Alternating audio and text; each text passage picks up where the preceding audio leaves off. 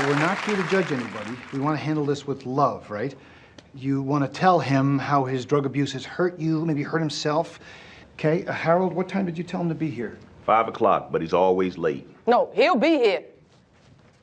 In 3, 2, 1. Is this a 5 o'clock free crack giveaway? There you go, folks. That was you. I said that was for you, Johnny. Since you were right there at the bottom of the screen and whatnot and everything, I didn't see you at first. I played that as your intro. That's your personal intro, Johnny. For you, okay? Since you were in the studio and whatnot, which was my fault. Because as always, that's right. As always, Johnny's such a good guest that I out of reward to him, I fuck him over and forget about him and don't send him links for shows. Twice. When I've never done it to anybody once other than Johnny, I did it twice now. I'm sorry, Johnny. It's a love-hate thing, man. Yeah, I left my phone on the counter when I was cooking something, so I didn't get to see it until maybe just a minute ago, minute and a half. Hey, Joss, how you doing, hon? It's good to see you. I hope you're doing okay. I hope you're feeling better. Thank you for being here, Johnny. I appreciate it. Honestly, let's look at the positive out of this, right? Now I'm surprised to see you. So there you go. It's all better now, buddy. Right? We're all good now. Anyways, don't hate me, Johnny. I love you. I do. I promise. I'm just not feeling very good lately. But I'm feeling better. Thank you. Now that Naomi's on the show. Well, holy shit, Naomi, welcome to the Bleeding Edge. Thank you. You're welcome, folks. We are, of course, the MCU'S Bleeding Edge YouTube channel podcast. We're here to do the sixth episode of The Last of Us, HBO Studios produced series. It's on HBOmax. We have a eclectic, funny, entertaining, excellent contributing panel for the show tonight, and I'm moderating, of course. Unlike what Cyber moderates. Sometimes may be good, sometimes may be shit. There you go, folks. That analyzes my moderation right there. It encapsulates everything. But hey, welcome to see you. It's good to see you, Renee. Hey, how you doing, boys and girls? I'm doing better now that you're here. Doing good, thank you. As always, right? We have a nice balance here. We've got 3 women and three men here on the show. So we got some real equality going on here, baby. Some real serious equality going on, inclusivity and everything, all the good shit going on here, right? We've got color of people and all that good shit, all that. So Disney should love us tonight, right? I swear. What up, Bob Iger? Good luck, motherfucker. Anyways, what up, Jasmine? It's good to see you. Hey, good to see you too. I love your hey. If I could do that, if you should like copyright that shit. Seriously, before somebody grabs that shit. Anyways, Cyberneticshark, what up, bruh? You know, the usual, the show, the episode, everything fun in the censor. What? There you go. Perfect. Fabulous. There you go. I told you, Naomi. Could be a shit show. Never know. On the Bleeding Edge. Anyways, folks. So, yes, episode 6 of The Last of Us. We have all agreed, except for Johnny, because unfortunately, again, I decided to not include Johnny into the studio before the show. I'm sorry. We had already democratically decided that the show was a filler episode. This episode was a filler episode. Johnny, would you agree? No, not at all. Oh, of course not. We got to have at least one. The game. This is not a filler episode. Hey, you know what? Things are already getting interesting, folks. Are you in the Unity or whatever? Is gone already. There you go. So, all right, Johnny. You know what? We like that though. We like people's opinions. I respect them. And Jasmine might disagree with you though, because apparently, according to her in the studio, she said that this is not very game orientated really at all. No, it is. It's just shortened the combat to get to where they went. They didn't include the dam. Yeah, I know they didn't include the dam, but I mean, I don't think they had the budget or the time with what they had. The dam, the fireflies attacking would have been awesome. Okay. So just really quick, just you guys, I have no idea what you're talking about. I never played the game, and whatnot. Although I do, of course, those of you in the audience, whatnot, and everything that played the game and whatnot religiously. We respect the hell out of you and whatnot. Obviously, this inspired a show that I like, so I'm happy about it. But all right, go ahead, Jasmine. I'll give you a minute, and then Johnny, I'll give you a minute. Explain to me exactly what goes down in the game that is so big or whatever, whatnot, compared to this episode. Want me to go? You go first. Yes. All right. Okay. So, leading up to where they get to see Tommy. Sorry, Tommy. There's some fighting that goes on. They're going across Ravagers, people that are not Fireflies, but Ravagers that are basically trying to survive in the outbreak. And they kind of rearrange a lot of stuff. Like them going through town, it's actually infected. So it wasn't just Ravagers that were in, the city they were in where he gets where a stabbing happened, or the them at the dam. There's actually an attack of Ravagers, and then they have to fight. So it's just there's a lot more going on than just simple A and B locations. That's what it felt like for me. It felt like a lot of just going through and talking to get from one point to another. And for me, that's a little boring for someone who actually played the game. Okay, Johnny Fuent. Take a minute real quick. Go ahead. Take your time. So if you listen to, they actually have a podcast that they talk about Neil Druckmann and all that stuff, where they actually talk about they wanted to include the dam, but they didn't have the budget or the time to do it. They only have a certain amount of time to do these episodes. And while, of course, they have gone through a lot of some of the fighting and stuff like that, like they did in the previous episodes where they included that scene where, of course, the guy was faking injury and they went to attack. If we really stick faithfully to the game, we're not going to get anywhere. It's going to be fighting like every 5 seconds, every 2 minutes. For story-wise elements, you have to get past this and get through the meat. Get to the meat of everything. And this episode was Tommy and Joel reuniting, them going through the town, him meeting his sister-in-law, basically getting to the point where they get to the university, and the whole conversation between Joel and Ellie. That's why I say this isn't a filler episode or it's boring. It's getting to the story elements. Because remember, they only have 9 episodes to do this. And with each episode taking some type of, at some part of the game, they have to choose wisely, or it's just going to be another Walking Dead where we're just looking at it like, oh, look, they're fighting again. Oh, look, someone's shooting somebody. And when it comes to the infected scene, the one scene I wish they would have included was the basement scene in the university. But then again, we're talking about realistically, and that's what I love about it. They're taking a realistic point of view of The Last of Us, of what humans can actually do. That's why at the end of the episode, Joel didn't get impaled with a freaking pipe, because no human being would be able to survive that. They went for the bat, something that was less lethal. Because think of it like the comic book writer who wrote The Walking Dead. In the comic books, Rick lost his arms, and they replaced them with hooks. They couldn't do that for the show because it wouldn't seem realistic. So that's why in the podcast, he explains that they didn't have the budget and they wanted to make it meat to the bones because they only had so much time to work with. That you're talking about Robert Kirkman, that actually created the comic book of The Walking Dead and then was responsible. He was what was he exactly with the actual show, Cyber?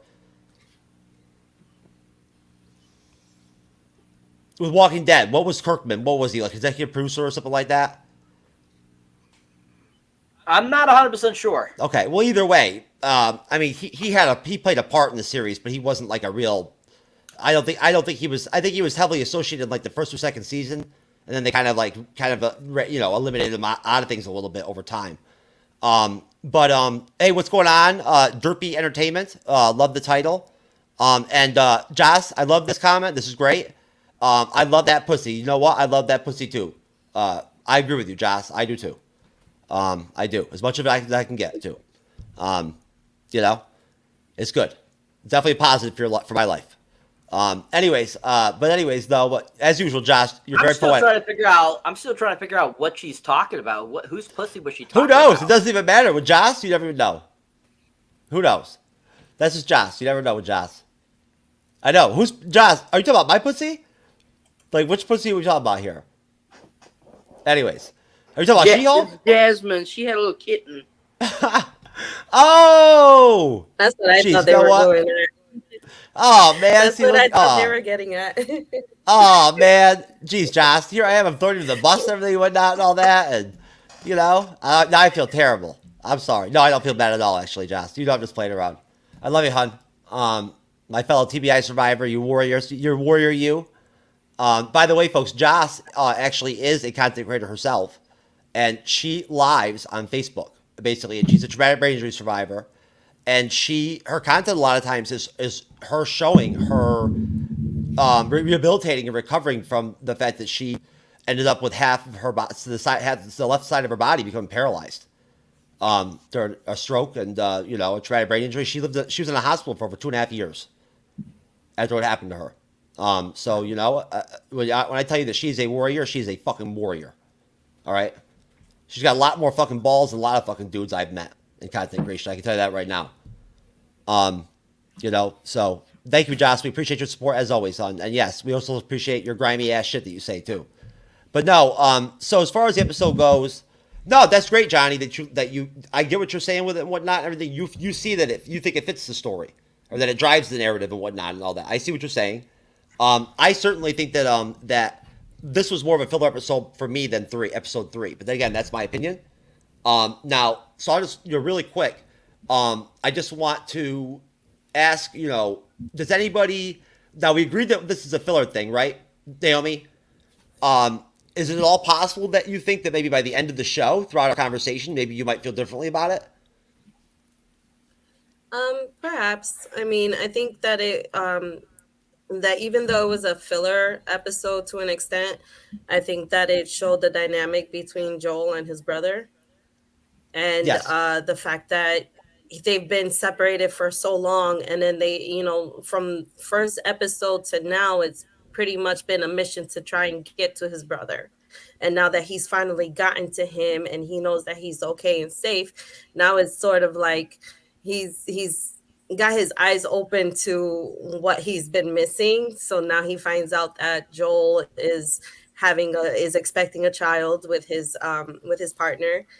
And now that he's been able to see like the world that they've kind of built up, like they're rebuilding sort of like a society in their little gated community. And I thought that the conversations they were having was pretty interesting. So I mean, filler episode or not, it added context to a lot of what we didn't know what was going on from episode 1 to now, that they finally linked up and got together. So that was So essentially, what you're saying is it really wasn't even a filler episode at all. to an extent. I mean, they were filling us in on things that we didn't know what was going on. So now there's more context to their relationship, and to their dynamic, and what Joel wasn't aware of, and now he is aware of what's going on, during the time that they were separated from each other. So it was nice to see that he actually got from point to point B, and now continues to try and get Ellie to where she's got to go. Okay. All right. And Derpy, listen, I'm going to get to you in 1 second. Okay. Just give me 1 second. I promise we will address you promptly. Jazzy, do you think it's at all possible that maybe we were too impatient or short to go ahead and just democratically decide that this was a filler episode? Do you think that it's possible? When I refer to something as a filler episode, I mean it fills in gaps of that we weren't initially getting in an episode. I'm not saying it's a bad episode or anything. I'm saying it fills in the gap episode. It's filling all the questions that people need. And for me, in particularly, as someone who played the game, I feel like it was more of filling in the gaps and less of the action, in which I enjoyed very much in the game. But I do understand, because of budget and how much time they have to film, they're not allowed to do a lot of stuff, but it also limits the world building that it has, because pretty much they're just traveling. It feels like a backpacking group that sometimes come across some problems. Well, no, honestly, pandemic-y. Jazz, I'm glad that you went that direction. I think it's important to understand whatever everyone has a different, probably, I guess, opinion on what a filler episode is, right? I never thought about that. That never occurred to me until now. Honestly, it never did. I personally, when I think of filler episodes, I think of Naruto Shippuden. And the if anyone who's ever out there that's ever watched Naruto Shippuden all the way through, when you get to the third ninja war arc, towards the end of of Shippuden, there are so many fucking filler episodes at one point. There's a stretch of them where literally you don't even know what the hell's even going on anymore with the show. Like, you're lost as to what is even happening at some points. Like, they're not filling anything. It's just fucking, they're doing flashback episodes back to back to back. You're not even sure what the fuck's even happening. I'm thinking of stuff like that, where it's just like straight, like, I'm not saying it has to be garbage, but I'm saying stuff that's not even like connected to the show, right? Like, it's not even like, you know, intertwined into what the vibe of what you've been watching for 6 episodes or 3 episodes. It's just all of a sudden there, like, bam, just some wasted episode. They didn't even, or does nothing for you. Renee, when you think of a filler episode, how do you define it? Yeah, I think the word filler, I think it sort of has a pejorative to it, because we think, well, this is just, they're just stretching out the drama to fill out 9 episodes, you know, to fill out the time that they got to do it in. But, you know, what Johnny says and Jasmine, and I'll echo it, that Naomi, yeah, it's very expensive to do those types of those scenes, you know, so I understand, and you know, you can't CGI at all, you know, and do it that way. You have to have the actual actors and everything doing it in the TV show. So for me, yeah, the aspect that, yeah, they're filling in a lot of the stuff that you're not going to get in the games, because I'm assuming, I've never really played the video games, but I'm assuming that one of the aspects is that the player takes on the persona or the character. So it's what's in your head, what you're thinking, that's what's going on. Well, we don't get to do that on the with the TV show. We're dependent upon the writers and the director and the actors to do that for us. So as far as this episode goes, I thought that one problem I had with it, some of the dramatic tension had dropped a good bit. I wish they would have done a lot more with the Marlon and Florence, the Native American couple that had Graham Greene in it, and gosh, the lady. Let me say her name real quick. Graham Greene and Elaine Miles. She plays Florence, and that was the couple. And just a little bit more of that. Just they could have spent a little bit more time, you know, just with them. Just, you know, I thought that, and then progress on, and then it was a good bit of time of just showing them going across the country, and then finally getting to wherever Tommy was at. But, and another thing, all through the series they've talked about Cody, Wyoming. Well, Cody then becomes, well, we got to Cody and it was fully infected. Well, you know, if they kept mentioning Cody all the way through, they should have at least went to Cody. You know what I'm saying? At least got they could have had a little something happen there, and then survive it and then move on, you know, whatever. Other than that, yeah, I mean, the writing was good and everything else. I mean, it's just, I think it just kind of fell, the quality or the tension, at least of the drama, fell a little bit with this episode. Cyber, same question. So for me, a filler episode is really anything that is giving us that extra information into a already running storyline. So basically anything that, you know, it gets to a point where, you know, it's like flashbacks or anything like that. That to me generally is a filler type of episode that, like how Jasmine said it fills the gaps of the storyline and stuff like that. So I completely agree with Jasmine there on what a filler episode would portray. And that's how, you know, I felt about this episode a little bit, because I feel like even the next episode is going to be a filler episode too as well, because it's going to be a flashback sequence. And so I definitely feel that these next couple episodes, or even this one, is most definitely an episode that was trying to basically kind of give you more information on certain things that we really hadn't flushed out yet, especially with him finding his brother Tommy, what he's been up to, and kind of where he's been and like why, you know, he hasn't talked to Joel and stuff like that. And it kind of gives you the kind of those loose ends that they really haven't tied up yet. And so, no, that is probably one of the reasons why I would consider it like that, is because it's tying up those ends. But yeah, that's how I view a filler episode. Johnny Fuent, round this out. So I've seen a lot of anime and like sorry, Johnny, that was my crack pipe fall out of my pocket. I apologize. No, you're good. So I've seen a lot of anime, and I actually decided to look up the definition of a filler episode just in case I got it right, because like Jeff, I've also watched Naruto. Heck, I've watched One Piece, and the definition of a filler episode is one which nothing happens to affect the progress of the long-term story arcs or to develop the main characters. No returning side characters or other significant persons matter or appear.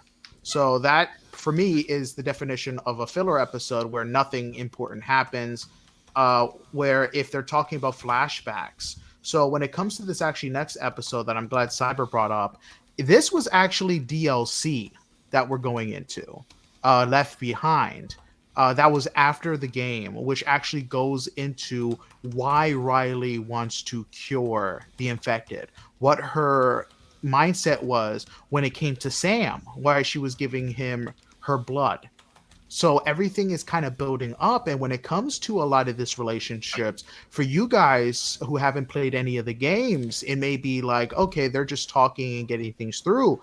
But if you played the game and gone actually to play part 2, you know that a lot of these relationships actually matter because they're building upon it. So when they do have season 2 that they've already confirmed that they're doing, it's going to be play an important role because you get to know these characters even further. So they're laying the foundation. So that's why I say it's not a filler episode, because it does not fit the definition of a filler episode.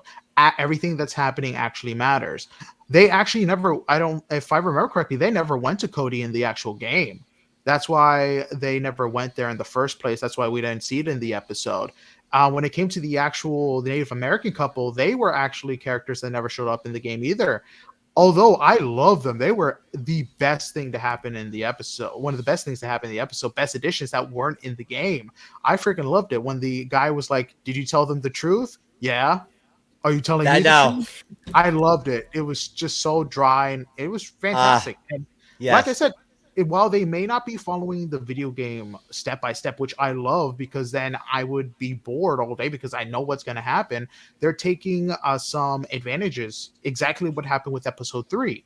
They changed it, but in a good way. And it's still the original creators of the video game doing this. So we're experiencing the game that everyone fell in love with through different lenses. No, I mean, honestly, I loved episode 3 so much, Johnny, I decided to potentially become gay. Afterwards, to be honest with you, I did. But then I decided to change my mind. It's all good, though. I still love the episode. But no, I just want to really quick, before I address Derby Entertainment, thank you very much, Derby. I'm sorry for putting you off for so long. We are going to address everything you're saying. I'm going to let Jasmine and Johnny, address some of your concerns, or your questions and whatnot and everything. As far as who's played the game, I believe Jasmine and Johnny. That's it, pretty much. Right? Naomi, you never played it. No. No, and Renee, honestly, this video games didn't even exist, for Renee. We had Viewmasters. Nah. 3D click.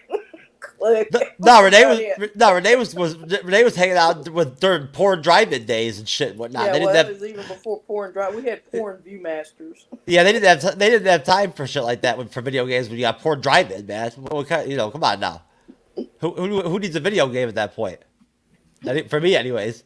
But sorry, I apologize, Naomi, or anybody in the audience that doesn't understand porn drive-in. But at some point, I promise you will. You'll find out. But either way, no. So honestly, I just want to point out to everybody on the panel real quick that there isn't much to talk about in this episode, review-wise and whatnot and everything. We're going to review it, obviously, of course. Hold on. But I just wanted to point out that at that point, we are going to go ahead, and play the extended content part of the episode and whatnot and everything, and we are going to talk about it a little bit, right before we get into the review here in just a minute. But let's address Derby Entertainment first. So, like I said, I think just Johnny and Jazz, Derby, and then Jasmine, what is Derby talking about here?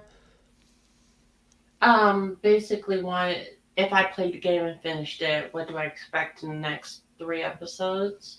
Okay, I see. All right. Honestly, I have played the game. I did beat it. I played both the original and part 2 and the remake of the original, which they did try to mix it up a little bit and make it more faithful and connect it to the sequel now that they have the sequel out, which I noticed in this episode that they tried to sneak in some stuff from the part 2 in here when they were introducing people, when they were coming through the town. Like, I know I wasn't the only one to notice that Ellie's love interest for the sequel was peeking around the corner over at the buffet when they were at the table. And if you didn't see it, that's what that was? That's what that was? That's what it was. The moment I saw her, I was like, ain't this a bitch? You ain't slick. I saw that. So it was cute. That that girl, when she was like, what are you looking at? Yeah. Mm-hmm. Yeah, no, Ellie's a trip. She is. Honestly, what's her name? The actress that plays her and whatnot and everything is outstanding. I think she's really great. She's done a great job. Did they confirm that was Dina? I thought they never confirmed it. They didn't need to. If you played the second one, just by the hairstyle. She does not change her hairstyle at all, or clothes.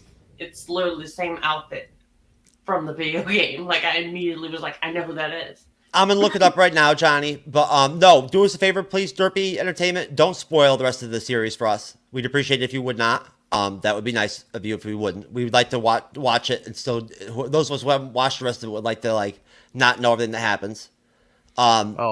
Trust me, those who are blessed with knowledge know what's to come, and it's an emotional roller coaster. But to be honest, so far, I have yet to be tear-jerked by anything outside of the very first episode when the daughter died. Okay, so I get what you're saying, Derby. You're saying basically that we're going on an emotional roller coaster for the last 3 episodes or whatever, essentially. So I'm hoping for it.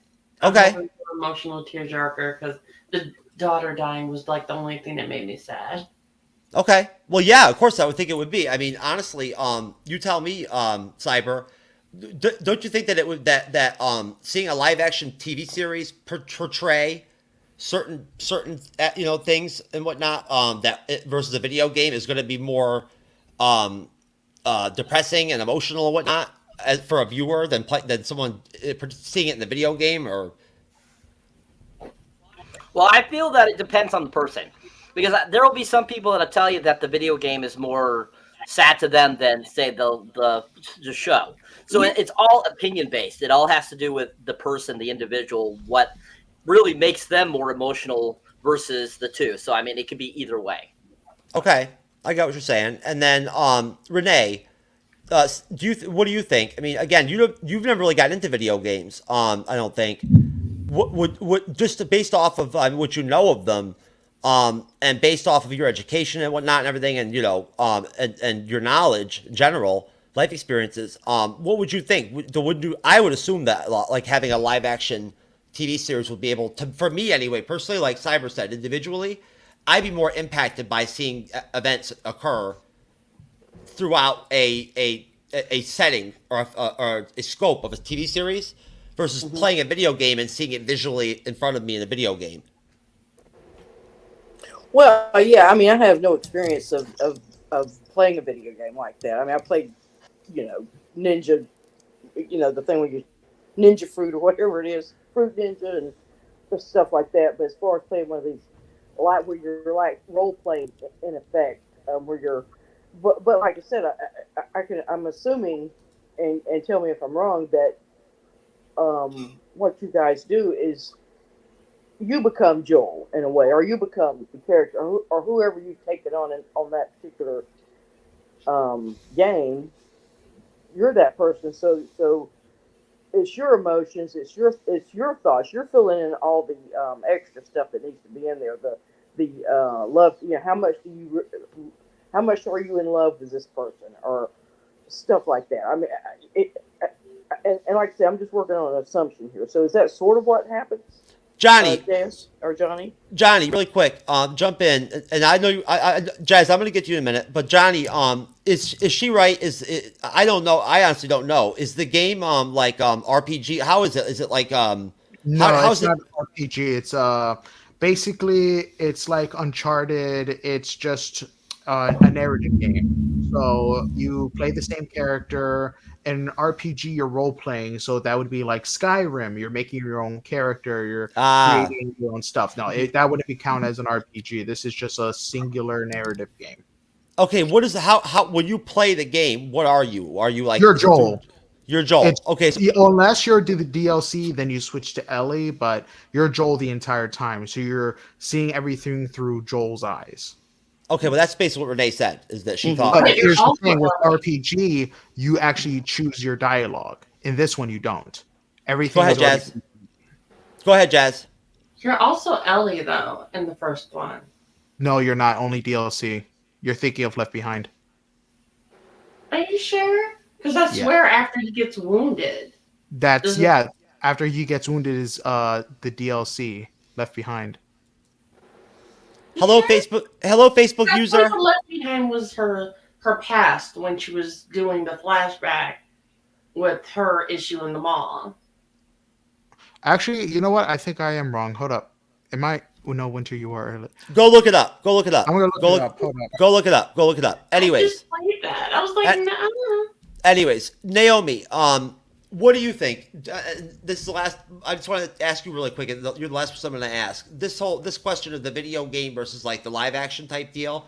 What are your thoughts on that? I mean, you do play video games. You have experience with video games. I mean, I played them too. What do you think?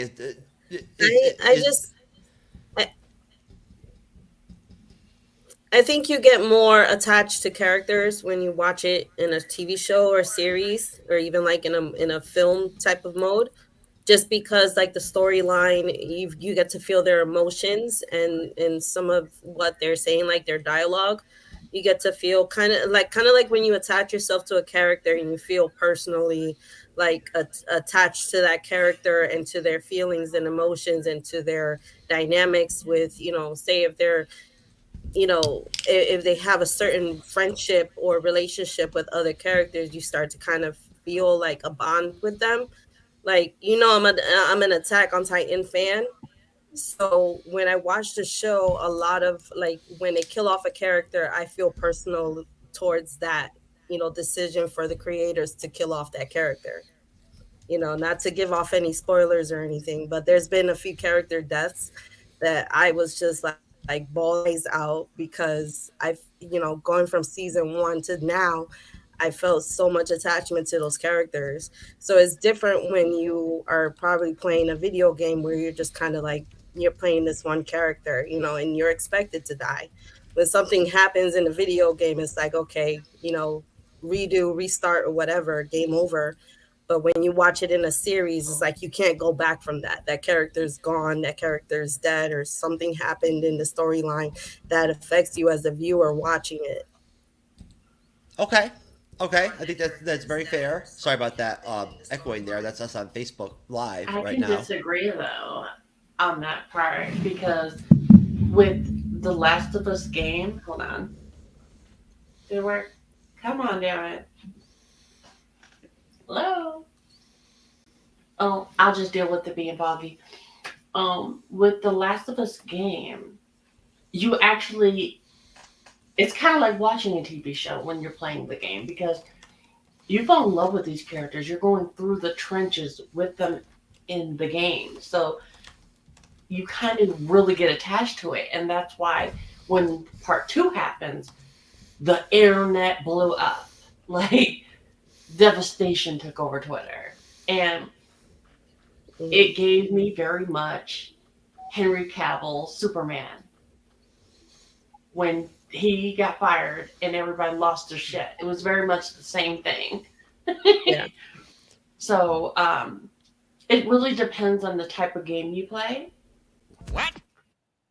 can pull you in, some games can pull you out. It just depends on the narrative and who's writing it. Because, like, trust me, if you play the Last of Us games, you don't know how many times you're gonna want how many times you want to kill a character when you have to play them and you really don't want to. Oh, I was throwing people off of buildings, getting them attacked by zombies. I used to dance. This is the video of her, right? This is how Jasmine. Don't fucking say hello to me, bitch. That is Jasmine, right? That is her in the clip. That is her just some fucking talking shit to some random dude that just said hello to her or some shit. Fuck you or whatever. That was nice, Jazz. That's very precise. I think it depends on the person whether or not you get attached to a certain character. Might impact you differently. So yeah, it depends. I've never played the game, so I wouldn't really know like how it feels to play Joel or how it feels to see whatever's going on in the game. But, you know, I think whether you're looking at a series, a show, or a movie, it just depends on the impact that certain characters have on the viewer or whoever's spectating it. That's right. Just like you'll never know what it's like to get downed by She-Hulk one night, right? And you don't want to know. I'm telling you right now. It is not positive, right? It's worse than being infected. You know what I'm saying? Seriously. You know, anyways, bottom line, what's going on, Tex? How you doing? You know what? Good call, Tex. It's just a different medium, like comparing books to films. It's a different way to digest the story. Yep. Well put. Thank you, Tex. Tex only decided to become undead today just to drop that comment really quick. And then Tex is going to become back to being dead, apparently. I don't know. We'll have to see. You never know with Tex. It's good to see you, though, Tex. Long time no see. Hope work's good. Hope everything's good. Derps, let's see what you got here. You're very excited. You're very interested and excited for episode 8. Johnny, you are Ellie in winter after Joel's injury. Remember, with she's on her own. Yeah, I don't know. That's very interesting, Derpy. Again, we appreciate you. I didn't play the game, so I have no idea what the hell you're talking about. But either way, I guess overall, like I said, I want to go ahead and play this extra content stuff and whatnot thing. If anybody has to go to the bathroom or wants to get a drink or anything like that and whatnot, this would be a fabulous time, just to be clear. Just give me 1 second. Oh, you know what? Before I do that, hold on 1 second. I actually wanted to play the episode 6 preview, and I have the episode 7 preview or whatever what's called, or promo or whatever too as well, which I'll wait till the end of the show.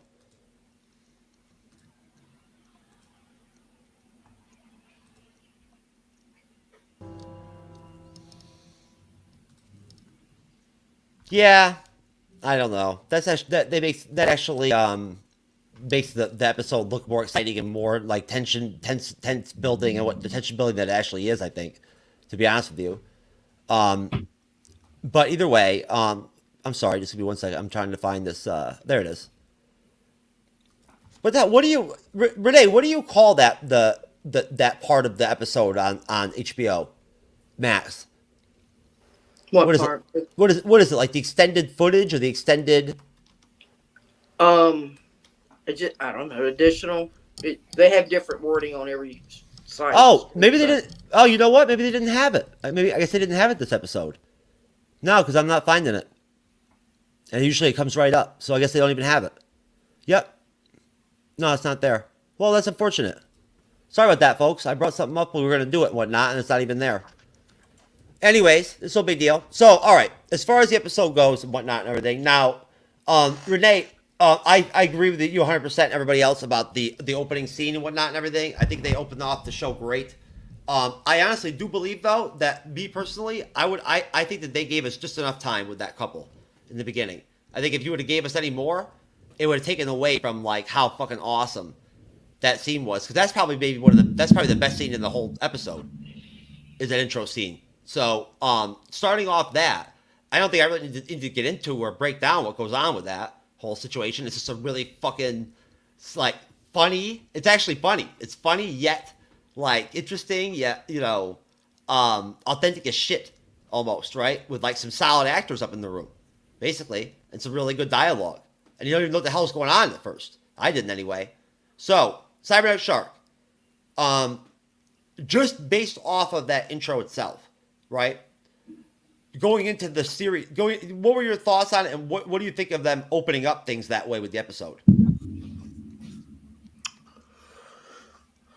I mean, honestly, I thought that it didn't really do anything. I thought it was a decent opening.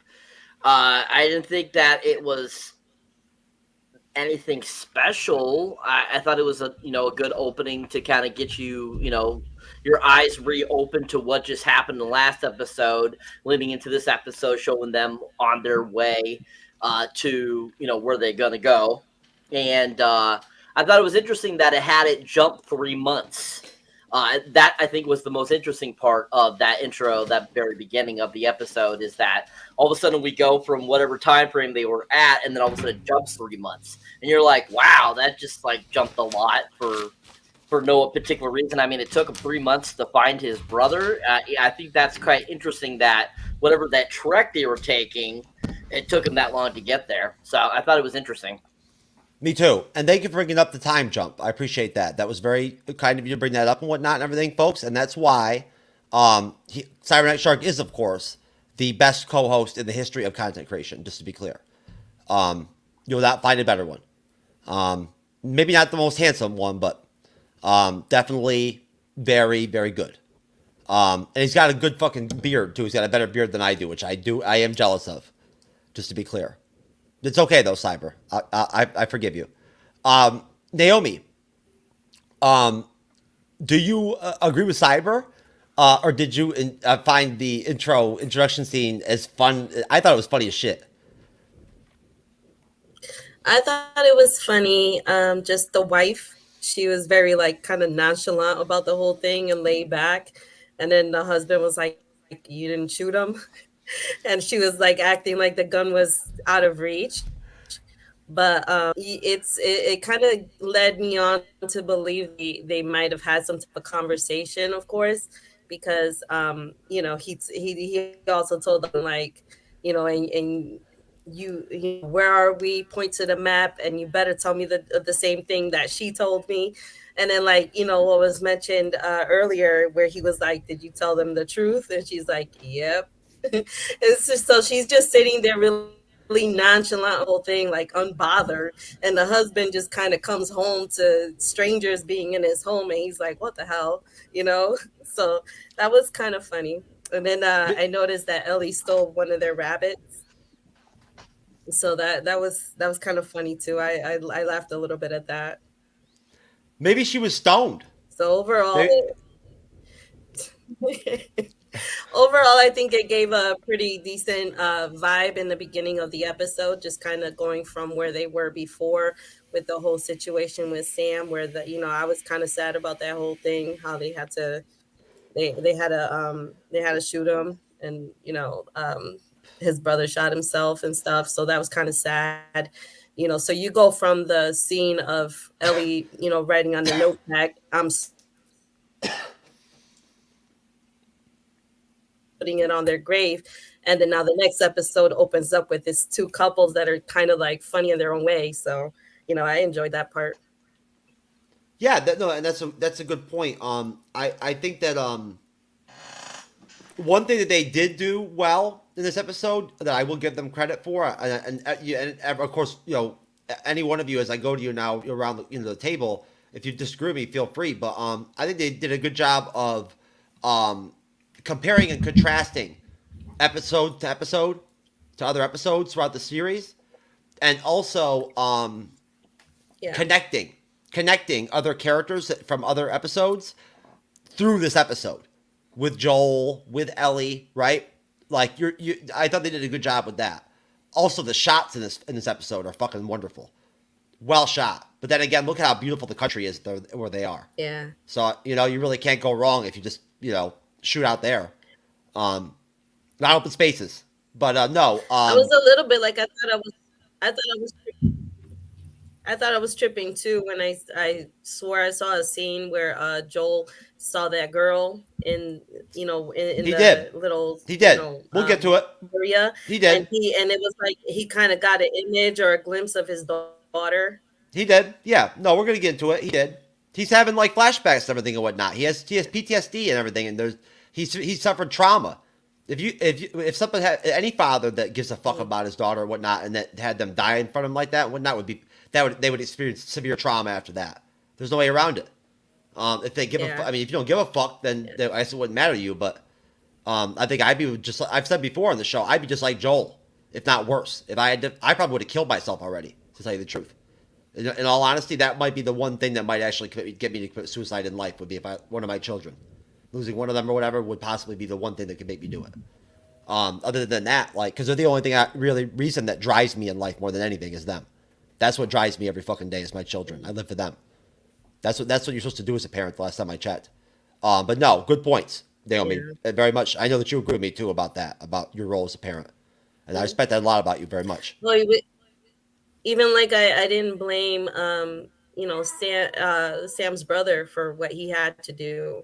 He had to put him down, and then he just kind of like realized what he did, and he offed himself. So it's like I can kind of relate to the sentiment. No, because I mean, Sam revealed himself very much openly to Joel that he was not a violent man, right? He wasn't that kind of person. But Johnny, you tell me. Honestly, again, do you agree with me that that scene in the opening, if they'd extended it any longer, really, it would have lost its luster a little bit, right? Yeah, I mean, the only reason why Joel and Ellie were there in the first place was to just get the location of where they were. And actually, to jump on to what Cyber had said before about the 3 months, it actually makes sense because you guys got to remember, these guys walked from where they were originally after they dropped off, after they buried Henry and Sam. Kansas City to where they are now. And walking that much would probably take a few months because they no longer had the car, they had to walk. And by the time they get there, it's already wintertime. So that time jump actually makes sense for them to do that. While in the game, they did that as well. Like, it wasn't just always following them. We went from one part, and once they got to another part, there was a little bit of a time skip because we can't get that full time from them trekking from Boston all the way to like Seattle, Wyoming area because it would just take too long. It wouldn't be possible. Same thing with 9 episodes. They'd have to make some cuts, do some time jumps, which would actually make some sense. But yeah, no, I really feel like we definitely got enough time with this couple. They did their part. They were fantastic, and we moved on. So they didn't overstay their welcome because, like I said before, they're not in the game. They were a fantastic add-on. And once it was done, personally, my favorite part of them was when he looked and he said, "You made them soup? It's cold outside." Like, I love that. That was personally one of my second favorite to the whole "you telling me the truth." I feel you. Derpy Entertainment, no one on the show has ever said one thing or one word about the show being violent or brutal or whatever and whatnot. I don't know where you got that from or whatever, but believe me. Like, for one thing, we're not talking about season 2 yet because we're reviewing episode 6 of season 1. So that's one thing. And then the other thing is, again, nobody mentioned anything about there being violent or brutal or anything like that at any point, I don't think, during the show. I think he's referring to the fact that we said it's lacking it in the episode. And honestly, in my opinion, I think that, well, yeah, of course, the second season is going to be more brutal because it is in the game in general. But, yeah, this episode, it's not a bad episode. Like, I'm not complaining about it at all. I'm just saying it just feels like there's stuff missing when it comes to the world feeling very not infected. Like, I mean, at least The Walking Dead had areas where you came across dead. Even if you're not fighting them, you at least see those suckers. Like, it's giving very much wasteland. And one thing I enjoy about the game is that it does show you what happens to the affected in the change of seasons. Them getting frozen in snow, them getting buried in snow, them getting frozen to mountains and stuff. It lacks that little bit of elemental surprise when it comes to certain infected, because you don't see them in this episode at all, and it's just not giving me very much. Oh, this is the brink of extinction for humanity for me. Well, I think that And we need a cure, again, look, at the end of the day, anybody who thought that like the gaming community that loved this game, right, was gonna come into this series and fucking be happy, be all happy and jovial when they started changing shit and adding characters, and you know what I'm saying? Like, I mean, that's how they make the sausage, baby. Oh, like, that doesn't bother me. They can add what they want. I'm just saying. I'm not talking about you. I'm talking about other people. Brand. I'm talking about other people in the fandom of the game, whatnot, everything that I see talk to each other, and I've talked to and whatnot on Facebook group chats, and whatnot, and everything and all that, where they're like, if I said one time on one of them, I just said something like completely harmless in there, and like 3 different women all attacked me within like 5 minutes. Like they said like some straight up fucking savage shit to me. Talk about savage. They were savage. I didn't even do anything. Just because, like, I mentioned the fact that, like, we were covering the HBO series. So I said I didn't ask them for anything. I didn't ask for anything. You know what I mean? I didn't plug anything, nothing. And they treated me like I was fucking subhuman. Because I didn't play the game. Right? That literally, that's how I was treated. I was like, are you fucking kidding me? Like, seriously? That's how you treat people just because they didn't play a video game? Come on now. Anyways, but no, Jasmine, I know you're not like that. I get what you're saying. I know you're not toxic like that at all. It's unfortunate though, because it's a very, Renee, wouldn't you agree? I see a lot of comparisons with the MCU and people that we see that are like super comic book accurate with the MCU and expect these like perfectly comic book accurate fucking depictions of everything and whatnot, which is not even possible cinematically. No, Renee. Yeah. Yeah. I mean, I see the point. The tensions, the dichotomy's there because, and I mean, this is like with comic books or with novels or anything like that. I mean, you're always going to have, you're not going to be able to please everybody. And a TV show is not a video game. It can't be shoot, bang, bang, shoot. Here they're coming. It just can't be that. It would be, if that's what you want, then go play the video game. You don't need to be watching the TV series. So that's the way I look at it. And particularly for folks like myself who don't play the video game, who don't, there's a community of us out there that also want to enjoy these, the product. And I don't give a crap about canon. And I don't give a crap about video game. If the darn TV show or the movie is good, that's all I care about. Well, I care about making sure that I make it to the 5 o'clock free class special before 5 o'clock usually. That's what I'm usually most concerned about. But Cyberneticshark, my friend, look, just really quick, let me just ask you, have you paid attention or whatever, or experienced anything having to do with this dichotomy of like the people that are kind of in the video game fandom, and sort of, do you get what I'm going with the connection to the MCU? I think with anything, any type of content that revolves around something that's already made or something that is been around for years, you're always going to see some sort of backlash or somebody saying certain things because they think of a particular way, and there's nothing you can really do about it except for just go with it, and that's just that person's opinion. And but I get what you're saying about the MCU. Yeah, most definitely, this is going to have a lot of people that are have played the video game that, of course, are going to be very skeptical. They're going to be very pinpointing everything into certain things and all the aspects of the show. Just like with any movie or TV series that is based off of either a video game, a comic, another movie, etc., etc. Everyone's always going to pinpoint things they didn't like, or things that they feel, oh well, why didn't you follow this, or why didn't you do this, just like it was in the original or whatever. that's just how some people are, and unfortunately, that's how it is. So, I mean, yeah, I mean, I've come across this several times with different things, and it is just what it is.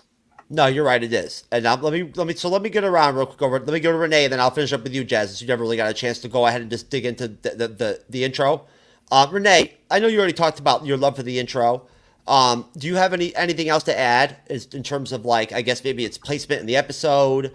Did it affect the episode that it was that good? Did it possibly set some kind of bar that, like, things kind of like became more anticlimactic off of it? Well, I think they may have and I think these are original characters. These were not characters in the game. So Yes. I'm assuming they have introduced them for a reason, and not jumping ahead in discussion, but we know that Joel gets shivved, and that's the cliffhanger. I'm assuming that really, I mean, they had to backtrack, but they went to Jackson, Wyoming. That's the town where Tommy's at. So they had to backtrack to get back into Colorado. So they may be getting closer to that Marlon and Florence's home.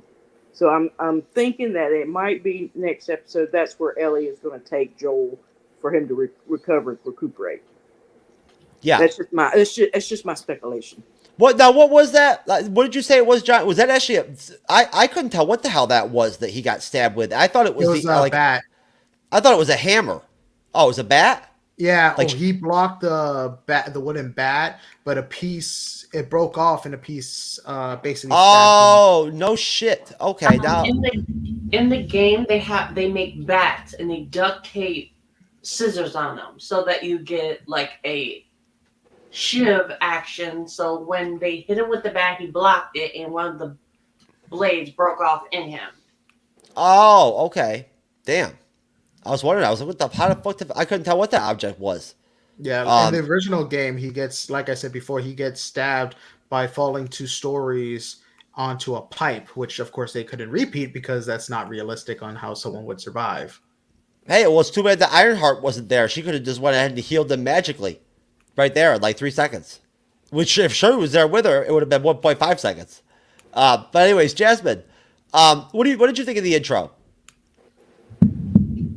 The intro was alright. It was pretty much a generic intro when it comes to the show. Just, talk. No, I'm not talking about the intro, like the intro for the freaking episode. I'm talking about the intro scene. I'm sorry, my bad. Yeah, talk. Oh, okay. Okay. So it didn't do anything for you. Okay. Yeah, it wasn't anything spectacular or anything leading up to where we're going. It's mostly, for me, just them getting to know each other, diving more into the lore of the world and everything, and then we run into Tara.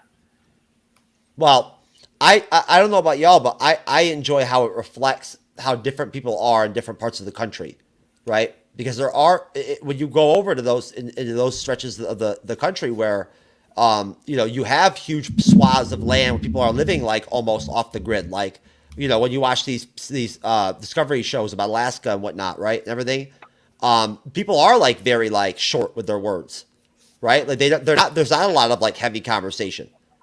You know what I mean? Like it is very much like direct, fucking stark kind of like attitude type people. And I like seeing, and I enjoy the aspects of the fact that they're trekking across the country in this dystopian environment, right? Where there's all this beauty and serenity, yet at the same time, there's constant fear, right? And like fucking of the infected and whatnot and everything. And like, you don't know what the hell's you're going to walk around the corner is going to happen. Yet at the same time, the land is healing. It's mending, right? Like, things are growing. Like, you know what I'm saying? There's life. You know what I mean? Like, it's an interesting contrast. It really is. But no, as far as season 2 goes, Derpy, I 100% agree with you. I don't think it's possible that they won't try to change the tone. There'll probably be, if anything, there'll be more action, I think, in season 2. I think there'll be more action, more infected. They're going to introduce the other variants of infection and whatnot that they haven't really shown much from the second game. And they're going to give us more of like the bloaters, shit like that and whatnot and everything. And like more of like the hardcore fucking infected that are like OG infected. You know what I'm saying? They've been infected forever, baby. Well, in the sequel, the infected evolve more, so you're getting a little bit more evolution when it comes to these infected. Oh yeah.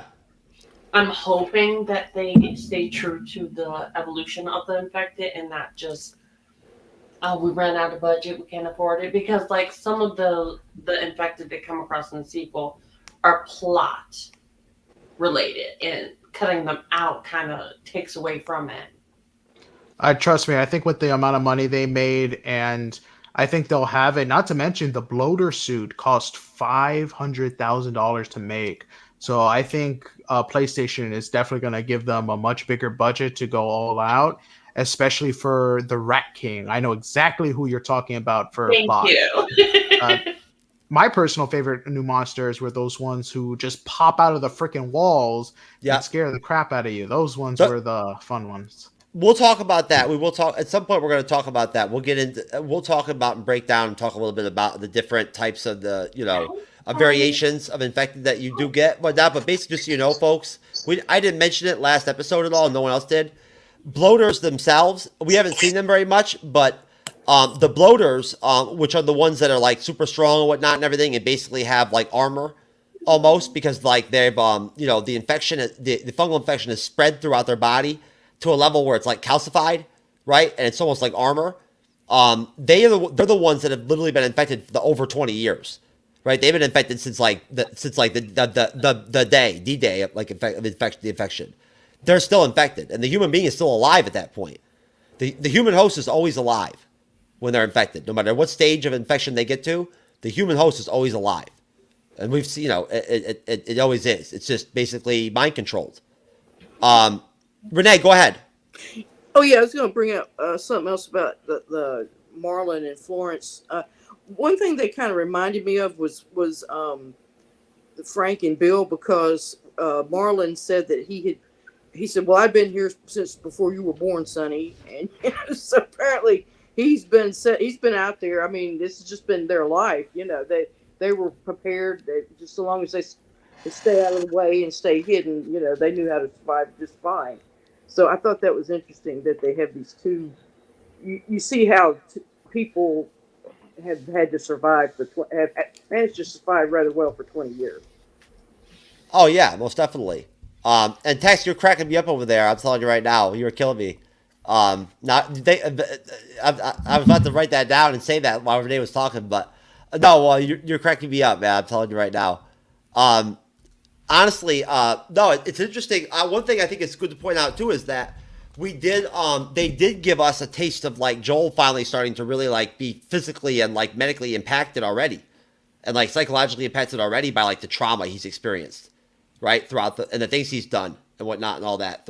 They just didn't do a good job of, I think, of conveying it almost, maybe for me anyway. They didn't execute it well enough. But after we get that intro scene, essentially, from there, it's just like Naomi said, we get a lot of like basically almost like interpersonal dialogue or banter at times with Ellie and Joel, right? Which is, of course, I think that is beneficial. It definitely does help add context and whatnot and everything, and flesh out their personalities more and their characters more, and their habits, and like it kind of humanizes them. To some extent, it is boring to some extent, though, at the same time, too. But they camp, essentially, and they have an interesting kind of dialogue during the camp, and you continue to see them connecting and, like, them becoming, like, more almost like caring about each other and, like, enjoying their time with each other almost. And, like, Ellie has let her guard down, like, it will ask Joel basic questions about things she can't understand, because of how she grew up, like, in isolation almost, basically. And she wasn't around before the infection day. So basically, after the camping, after they when they wake up, Joel oversleeps his watch. Ellie ends up taking watch. It says I did exactly what you told me to do. I followed your training, whatnot, and everything. And from there, they continue to travel. They talk. There's more dialogue, and they end up, eventually coming across and they're on foot, of course. They come across, we see the dam scene that you guys mentioned from the game, I guess. Johnny and Jazz. They cross the river that they're warned about, of course, in the intro scene, where they're told, that anything that goes past the river dies, or doesn't come back or whatever, right? And that they see dead bodies being tossed over there, whatnot, and everything. Well, they cross that river, and they come upon a group of armed, semi-masked men and women on horseback who are like basically not fucking around. They've got a dog; they can sniff out infection. And there is actually one really tense, like serious, tense moment in the episode right there where basically, Joel gets scared. I was scared when the dog went to inspect her, because with her, essentially being immune, you don't know how the dog is going to fucking react to her, or what's going on, or what scent he's going to get. And now this I thought was interesting, and I'll stop here and I'll ask you guys what you think about this. This I thought was actually really good storytelling and good filmmaking and whatnot and everything, and it was well done, because the way that they built up that tension with Joel, and they focused on Joel, and you could see his fear, and then all you hear next is a child laughing in the background. Is a serious fuckingly well done contrast, right? And it really, I think, reflects again the reality of what they're living in a way. Johnny, what do you think about that whole, I guess, swath of the episode? I think I definitely agree with the whole children laughing, especially with him, his health and everything catching up with him. I mean, hell, he even says to Tommy in the episode that he's 5 years ago that he would have been good. He'd been tearing people up, but he's getting older. He's getting slower. And with everything coming around, it's much worse. I mean, heck, during that conversation, he talks about how he froze during that conversation with the guys on the horses and the dog and everything else, that he's afraid. One thing that was actually very interesting is in Johnny, thanks a lot, man. I appreciate you skipping ahead down to the episode and whatnot, and not giving me a chance to like lay it all out and whatnot, all proper. Come on, baby. What's up? No, I was just going off of like what you said. Like I don't care. You're good. I'm just fucking with you, man. You're straight. Oh, but one thing I did find interesting was the fact that in the game you don't come across these guys on the horses at all. In the game, they come up against the gate, and Tommy's the first one to recognize his brother. Like, he doesn't go into the city and then he recognizes him there. So it was definitely done differently. But again, I didn't mind it. I thought it was pretty great. And they had no name too. Like, they didn't have a group name. That I can remember. Right? No, they didn't. They didn't have a name. They just had a place to stay. They had their own little spot there. Mm-hmm. The commune. Yeah. No, so they didn't like have like a brand. They weren't the Fireflies, right? Or something. You know what I mean? Yeah. No.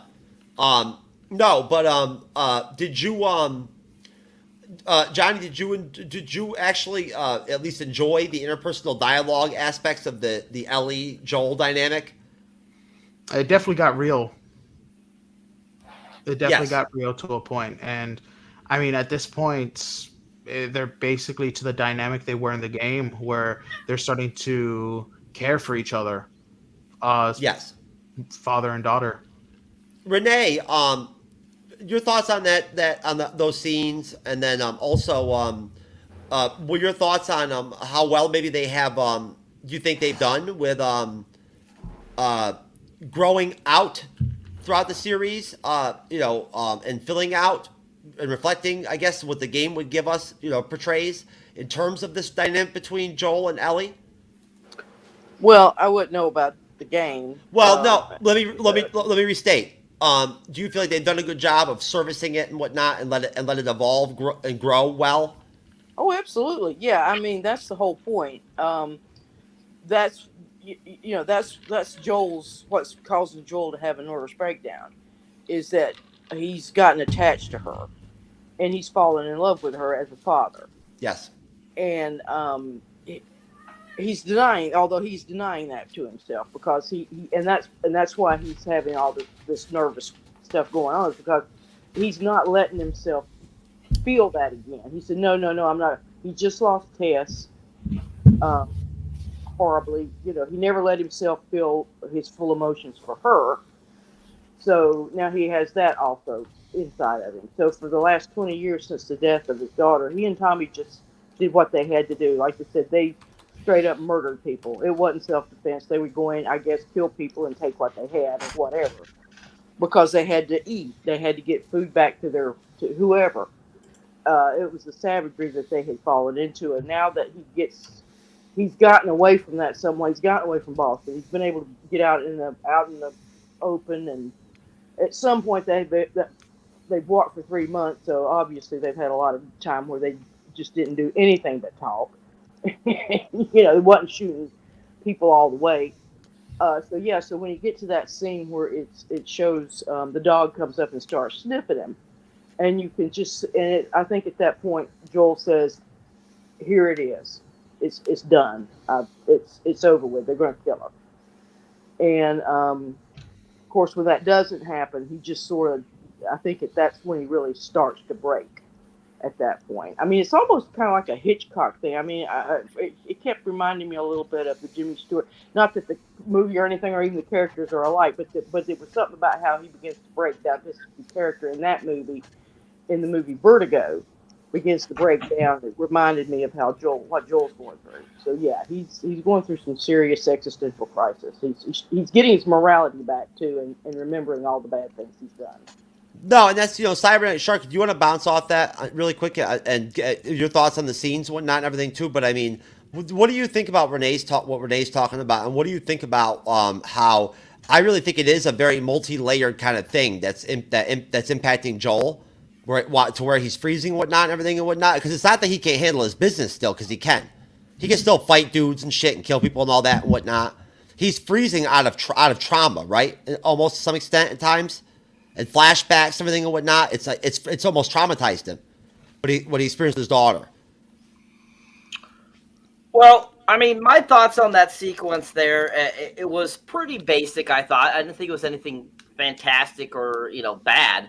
I thought that, leading up to them getting to the camp or the town that Rutino Weasley and his brother have built was pretty decent and pretty good. Going off of what Renee's saying about Joel's issues, I would have to say that to me, I think it's definitely post-traumatic stress, and that because of dealing with his daughter's death, he really has never resolved fixing that issue with what happened, and he kind of just put it to the wayside and went about life. And so now having Bella Ramsey's character now in his grasp, who is around his daughter's age when she died, I think that's basically reopening that wound, and basically causing him to have these anxiety attacks, basically. And I don't think it's several things that are causing this. I think it's directly correlated to his daughter. Because if you ever notice, whenever he talks about other things throughout the other episodes, the only thing he ever says, let's not talk about, is his daughter's death. He's talked about him killing other people for gain. He's talked about all the other things that he's done, since the polka, since he's had to go and, do what he has to do to survive. I feel that it all stems back to his daughter's death is what this is causing. And basically because he's having these anxiety attacks of having to deal once again with somebody that looks like, is like around the age of his daughter, another girl that he's like basically having to take care of that would be like his daughter. That's what's triggering these attacks and what causes him to basically, think, oh, I can't do it because, he doesn't want to have to relive what happened with his daughter. And because he hasn't come to terms with it, hasn't resolved the issues that's, dealing with that traumatic event, that's what's causing him to act out the way he is. Well, I can tell you right now that on my part, I know for a fact, at least in me, that I would probably survive. I'd be for someone who would survive this whole thing. If I was in this world, I would be a survivor of this and whatnot, because I know that I can commit, and I have committed, and I'm willing to commit really extreme violence to other people. I've done it before, right? I know it's in me. There are dark parts of me, right? I am a violent person at times. It's a part of me. And I do enjoy it sometimes. I won't lie. There's a part of it that I do enjoy, the physical combat hand to hand with other men and whatnot and everything. I always have. And it's just a part of who I am. It's a part of my nature. You know, and like at that point, any person, if you're pushed to a certain level, right, to a certain extent, you know, due to whatever situation, something like this, we're capable of doing some really fucked up things. We just don't, a lot of people just don't know it, or they're not willing to admit it. Well, I'm not, I will admit it. You know, I would not hesitate to do the crazy, and whatever Joel did, I already would have done it by now too. If that's what I had to do to survive, or, you know, whatever, that's what I do.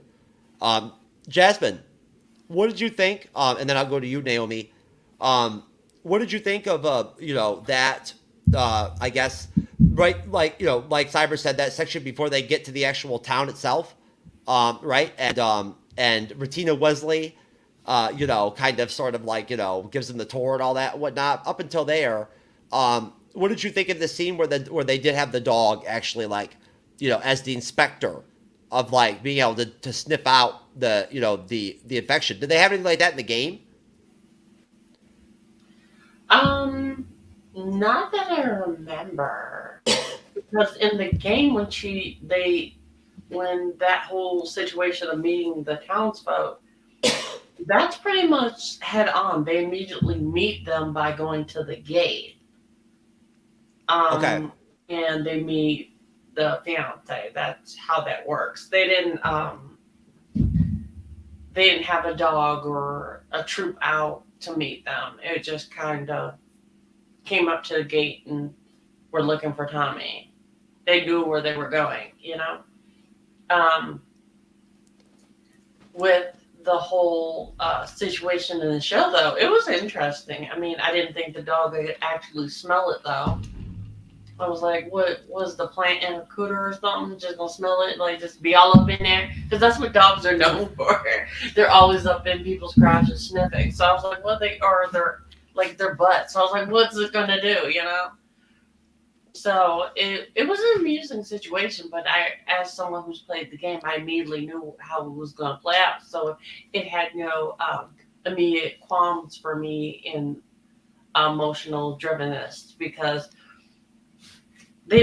all they did was change the meeting place and add a dog. It didn't do much for me, like compared to what they did in that third episode, where they changed that whole dynamic of where Joel and Ellie were going, and the meeting, I forget his name, Bob, Billy, whatever. That situation was completely changed. The whole gay relationship, that wasn't really in the game outside of just a nod away. So I'm just saying they didn't change much for me to really feel any connection in this particular part of the episode. It was just kind of like, oh look, it's Tara. Oh look, it's a crotch sniffing dog. It really didn't do much for me, other than maybe I was like, oh, is it gonna sniff her, and then we're gonna have like a moment she can be like, oh look, I'm infected. Because I didn't know what they were planning on doing with this episode, and particularly since they've been going through each episode and changing little things and adding little things. So I was like, I didn't know where they were going to go with it. But the moment when the dog just like, she was all, oh, ha, ha, ha, I was like, oh, okay. Well, I would totally have a threesome with Deborah Ann Wall from True Blood, that's in the Daredevil series, as Karen Page, and then Regina Wesley, and then Rogue from the Fox X-Men films. What's her name? Sookie. Why does everyone want Sookie? I never thought her attractive. Well, I would she would have to be the Sookie version though for the threesome. It can't be Rogue X-Men version, because I think that one was fucking kind of. I can't stand that. She was a child. Like, that'd be awkward. Yeah, Typically that's very awkward. You're right. You know, but anyways. But the girl who played Karen Page, her in True Blood, hot as hell. I love her. Oh, yeah, I know. Fine as fuck. I know. Me and Cyber have talked about that before. I mentioned it to Renee. I told Renee before. Did I tell you that, Renee? Hello. I'm sorry, what was that? Didn't I tell you that girl, Deborah Ann Wall from Daredevil or whatever Netflix series, was hot as hell in that True Blood series, naked? You may have. I don't remember. Yeah, I did. Anyways, so Naomi, If you have anything, if you want to add, in terms of that, part of the episode, go ahead. But besides that, I just wanted to ask you maybe something off the side, just, since you're at the end of the panel. As far as going into the town, right? I didn't really mention, I didn't note, say or state or point out the fact that Maria does walk up, right? When Joel responds and says he's looking for, his brother. She comes out on her horse. They are on horseback. And asks him, what is your brother's name? And at that point, she, the minute he says Tommy, we go into the town, right? Or the city, whatever you want to call it. I guess a town, commune, whatever. Did you, what did you think of, I guess, Rutina Wesley, as Maria? Like, I don't know if we're even going to see her again in the series, but did you like her, playing the Maria character, or feel like it, did she did anything for you? Well, she definitely seemed like she was calculated and organized. I think she said she was part of the committee, and she also had like a background in doing similar work. She used to be a DA. She said her last, she seemed like she was really, she seemed like she was good at community organizing and leadership role. So I kind of thought it was a little interesting how, when they exposed that she was expecting a child. So I was like, really, at this time when, everything's hanging on a thread and you don't know whether, how long survival is going to be, like, it could cause one person to be infected and the whole village is infected now. And, they're bringing a child into the whole situation. So I thought that was kind of interesting that they threw that into the storyline too. Yeah, imagine trying to hide out and, now you're trying to with a baby with you, you know what I mean? And it's like in any zombie movie I've seen, like I think one of the Dawn of the Living Dead type of movies, there's like a baby born that's like half zombie, half human or something. Like it was just, I just thought that it was interesting that they threw in that she was pregnant, and the look on Joel's face, he wasn't expecting that either. But like with the scene when they met up with the group and the whole dog scene, I was like, oh my God, let me find out this dog is like one of those service dogs that can sniff out like a seizure or something like that, where it can tell that a person's sick. And I was just like, oh man, they're gonna be so screwed, because like in the previous episodes, when they first found out that she had gotten bitten or whatever, the machine detect that she was infected or something? Yeah, yes. So that like automatically when they cut into the scene of the dog sniffing at her and just staring at her, like giving her that stare, I thought, oh my God, they're exposed. The dog is gonna expose them, and they're gonna get shot or something's gonna happen. But I was, it built up that, and I was relieved when the dog didn't actually trigger the to warn she had been that she might have been compromised. But then later on in the episode, Joel told his brother about the whole situation and why he went on a mission to go get Ellie where she had to go. So he had told, like, you're the only person I could trust, because if anybody else knew, that she'd get, she'll get shot or whatever on sight.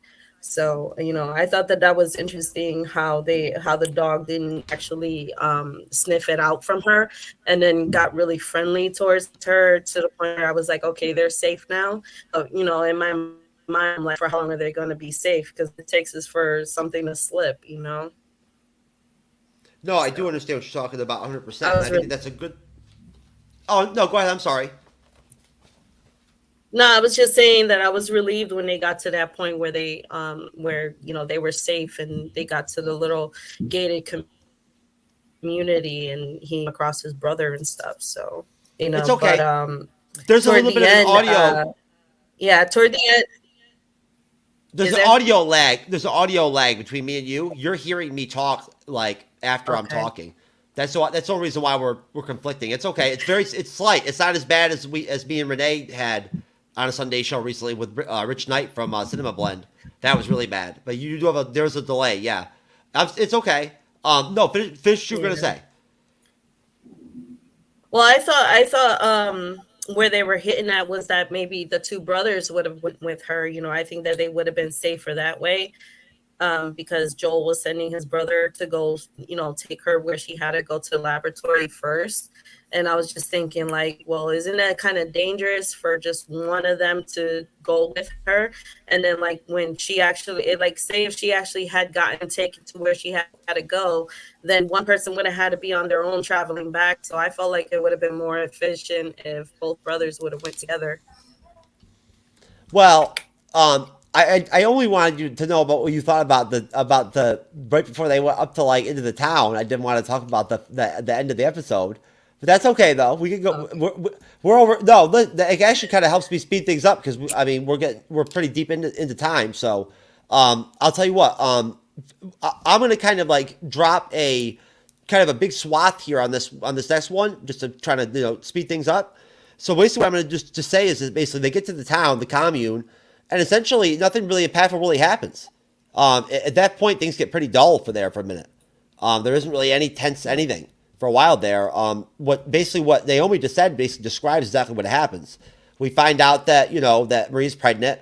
Joel does have a heart to heart with Tommy, and whatnot, and everything, and whatnot. They have kind of an actual private conversation where he does after lying about Ellie, after lying about what had happened to Tess, he tells the truth about Ellie, and essentially at the same time as Naomi basically kind of talked about, Rutina Wesley's character is very with it. She's very she's no joke. She's seasoned.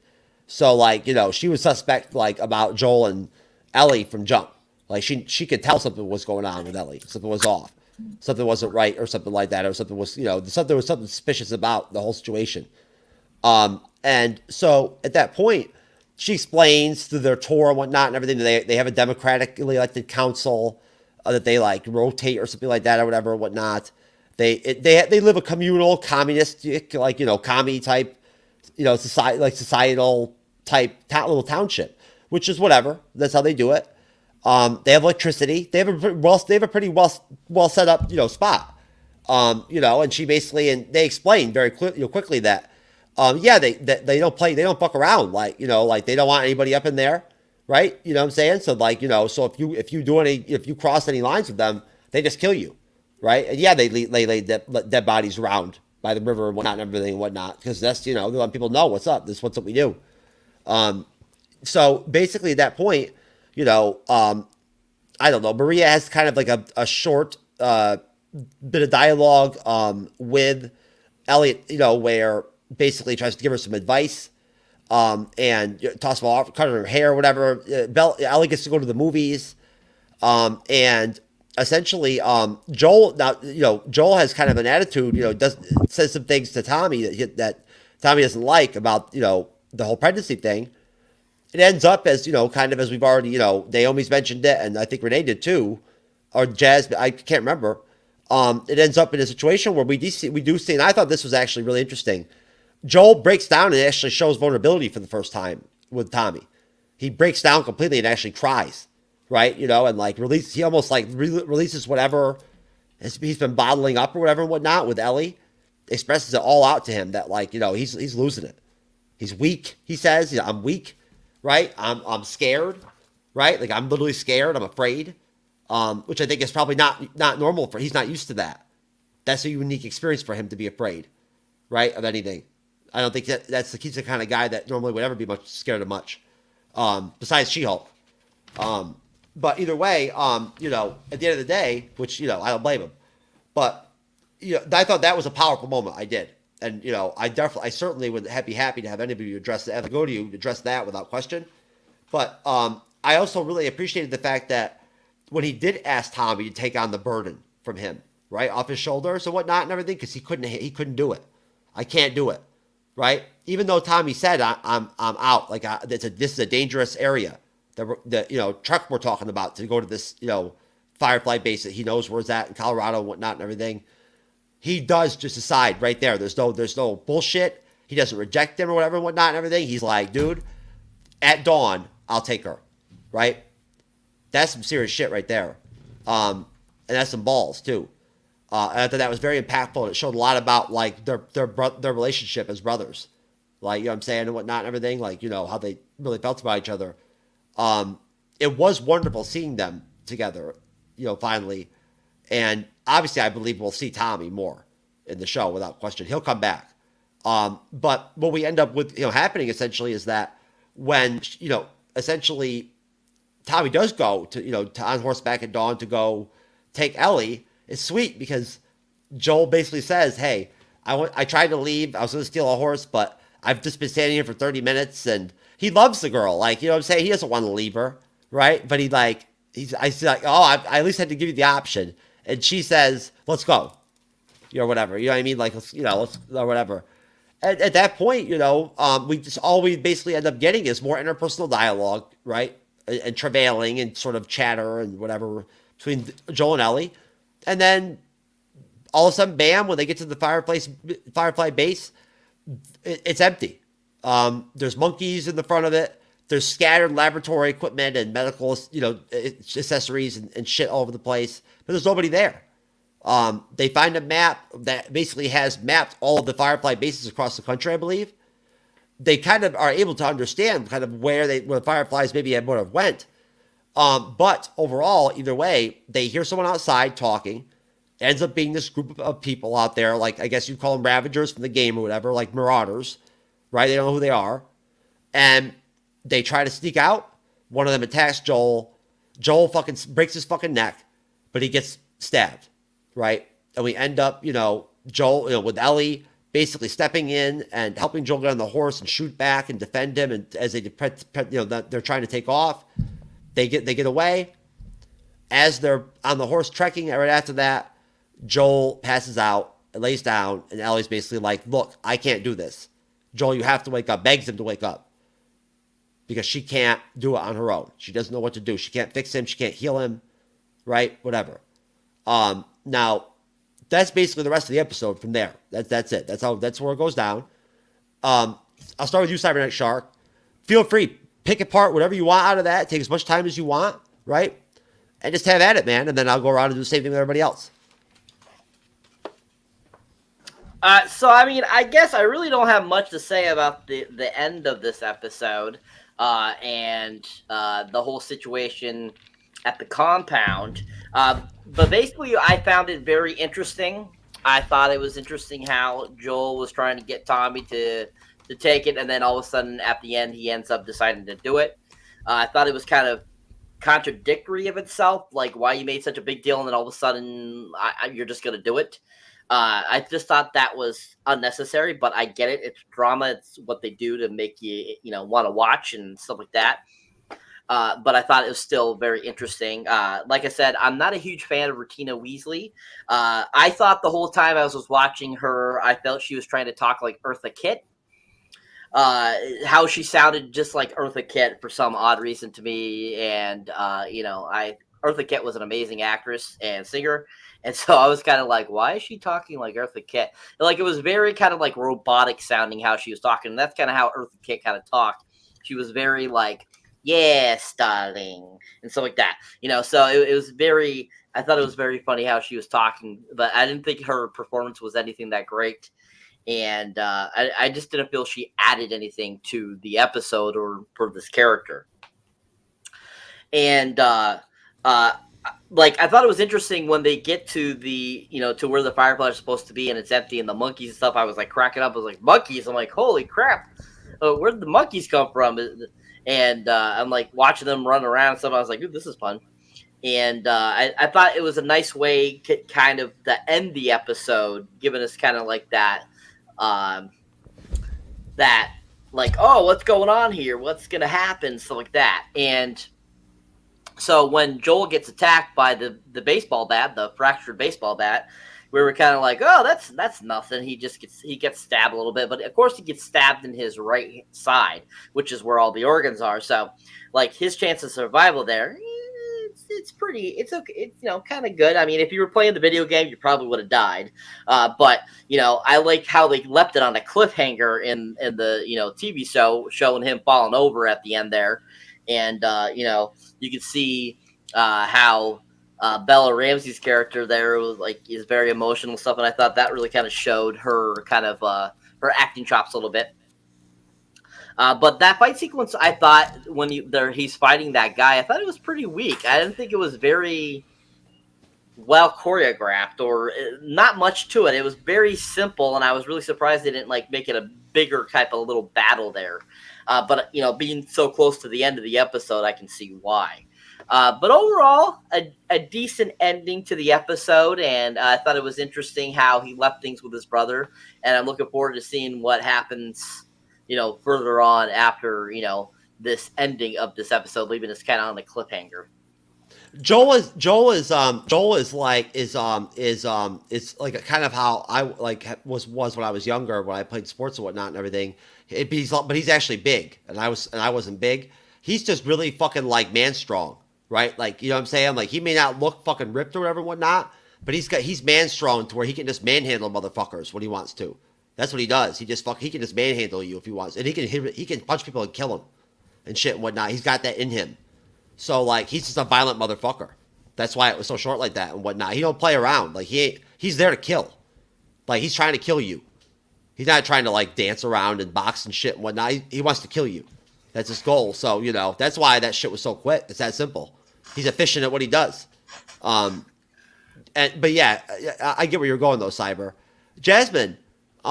Your thoughts, like I said, take as much time as you want. And then, when we get through this and whatnot and everything, I will go ahead and play the teaser for the next episode, and we'll go around and talk about that, and we'll do our plugs and get out of here. But Jazz, the reason why I kind of crammed all that together and whatnot, and I'm giving you that much to work with and whatnot, is because, again, nothing really fucking happens. That's all that eventful for that whole, for me, for the whole rest of the episode. I didn't really find anything all that eventful, other than Joel getting stabbed. So, you tell me, what did you take out of it that, was there anything that stood out to you during that section of the episode? I guess probably the second half of it. Did you like Rita Wesley in there? Did you like what is her name? In True Blood? Tara. Tara, that's right, Tara. I enjoyed her very much. She was very fun. I did enjoy seeing her. It's nice to see her getting work. And her in this particular role is awesome because it means we're going to see her in part 2, meaning season 2. So, and she has a bit of a bigger role in that. So that makes me happy. And particularly, I don't see where Cyber got the Eartha Kitt thing. She just sounded like Tara to me. I did for a moment think Joel was going to have a racist moment where when he saw that they were she is family, he immediately looked at her like, oh hell no, and she was like, ooh, what's this vibe right here? But I mean, it's cool. I mean, the episode was pretty much like the game dialogue wise. They pretty much are written the same way they are in the game, so a lot of the dialogue is vice versa. But I did enjoy seeing Diana, whatever the hell her name is, peeking around the corner. I thought that was hilarious. Just seeing her peek, I was like, "Hey, I know you, bitch." So I like that they're putting little Easter eggs in there for later that become very important later. So I enjoyed it. I thought that was cunt face Kit there for a minute and whatnot. And I started to get mad. Wrong shade, boo. Anyway, but for the most part, the episode's pretty cut and dry. For me, it's not as eventful as the game is, but that's just due to the fact that it's not the game. They have to change a lot and they have to break up stuff, especially budget-wise. But when they did get to the school area of that big town, when they went inside that building, I saw the monkeys go out the window. I got really excited because I was like, "Ooh, we're gonna finally get some action!" And then No, we just look out the window and there's your action. So What action did you expect to happen? Did you expect what did you expect Joel to fuck a monkey or something? Like what was supposed to happen? No. I don't understand. No. There's a point in the game where there are some infected in the building, so I was hoping that we were going to have that. There's infected in the hallway, so that they had to fight those, and then they come across the Ravagers that happen to be going around the school that have been kind of plugging up electronics and making sure the gates work so they can keep out infected from certain areas. So it was just me hoping that I was going to get a little bit of action, and then when I didn't, I was just like, I want to see. I want to see. Okay. I want to see an uninfected person actually have sex with an infected person in one of the episodes, right? Oh, okay. You know what movie that's called? It's called Cabin Fever. Enjoy. Oh man. Oh my God. All right. Anyways, Naomi, what are your thoughts on that swath of the episode and whatnot and everything? And what do you think of Cabin Fever? By the way, and no, I'm sorry. Go ahead. Well, I thought that they were gonna have just like how Jasmine said, but I thought they were gonna have like a conflict similar to how when they were how when Tess was with them and they had to kind of like hide behind the displays and stuff like that. Like I thought they were gonna have a moment like that where there were gonna be infected people in the lab because everything just looks so run down. Like everybody either got up and took whatever they could and left. Like everything looks so run down. Or I thought that they were going to come across dead bodies or something like that.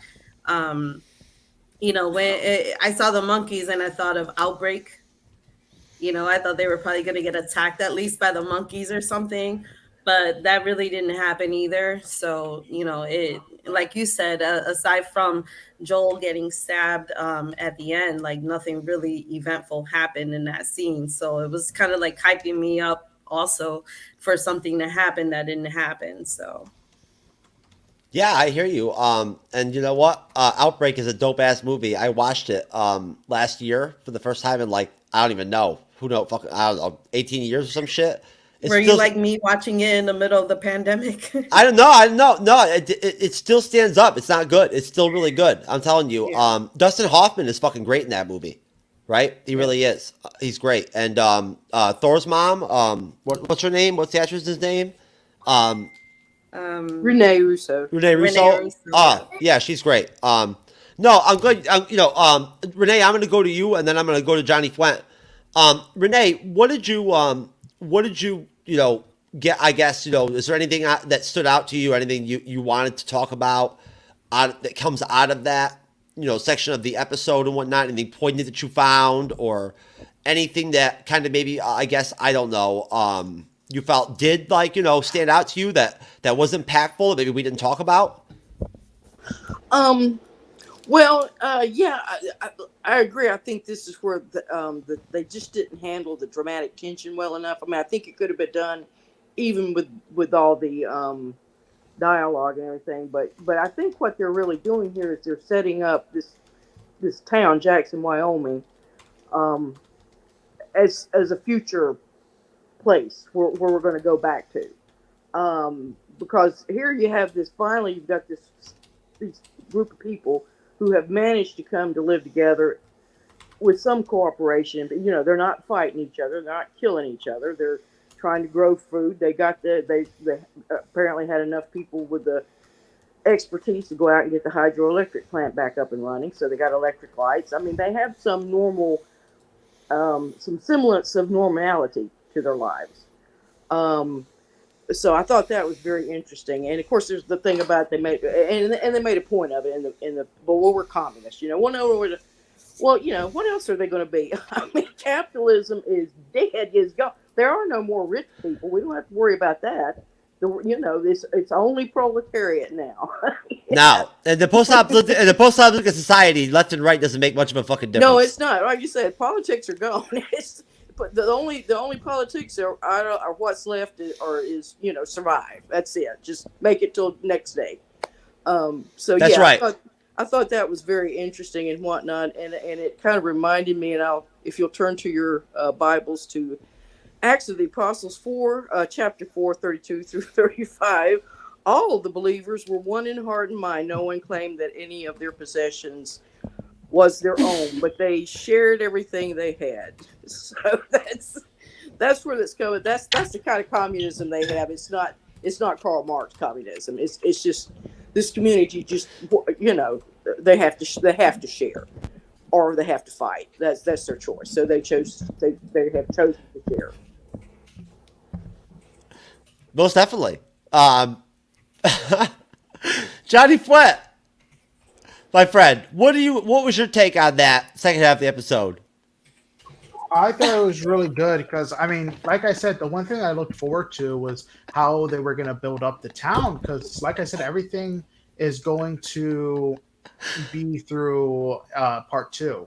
So everything they're showing and the fact that they're showing that how these guys lived. I mean, one thing that I think we kind of missed was the fact when Maria was talking about how they kept this quiet, there was a scene where he talks about not being radio, like staying off the radio, and then Joel gives this look to Tommy, and Tommy gives this look to Joel, because if you guys remember, the reason why Joel was heading out west was because he thought something happened to Tommy because he hadn't responded during that time within a month.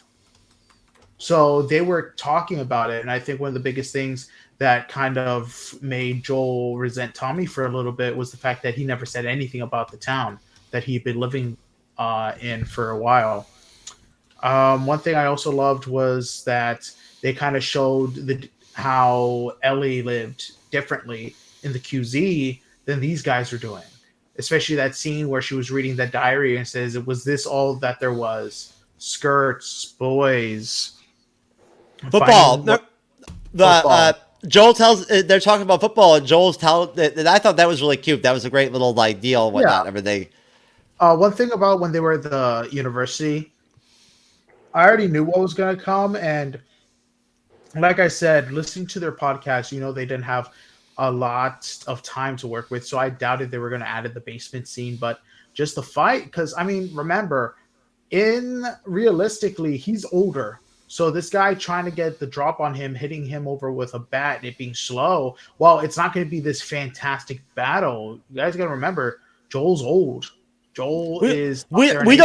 don't know how old Joel is really exactly. I don't think he's past 50.